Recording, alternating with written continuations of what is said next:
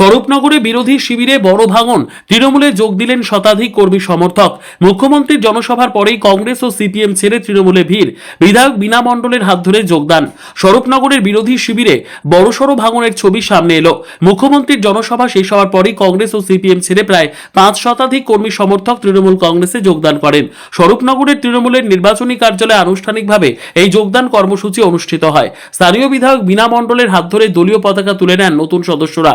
যোগদানকারীদের মধ্যে উল্লেখযোগ্য কংগ্রেসের পঞ্চায়েত প্রধান লাবণী প্রামাণিক, কংগ্রেস নেতা কৃষ্ণপদ প্রামাণিক এবং সিপিএম এর পঞ্চায়েত সদস্য আবু সাইদ মণ্ডল ও মঞ্জুর আলম বিল্লা। নতুনভাবে তৃণমূলে যোগ দিয়ে তারা জানান, মুখ্যমন্ত্রীর উন্নয়নের কাজকর্মে অনুপ্রাণিত হয়েই রাজ্যের সামগ্রিক উন্নয়নের স্বার্থে তারা এই সিদ্ধান্ত নিয়েছেন।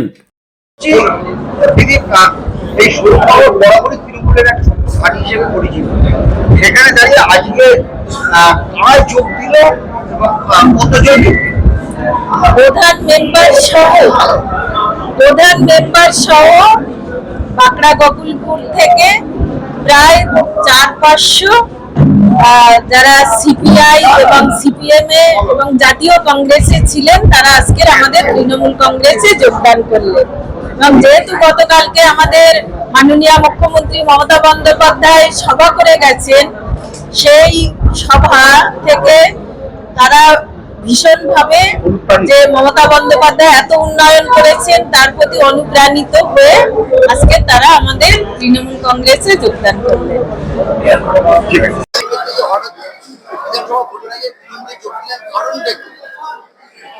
বর্তমানে এখন সিপিএম এর মোটামুটি জিরোই আছে। কাজের উন্নয়নের স্বার্থে আমরা মমতা দিদির কাছে জয়েন করেছি।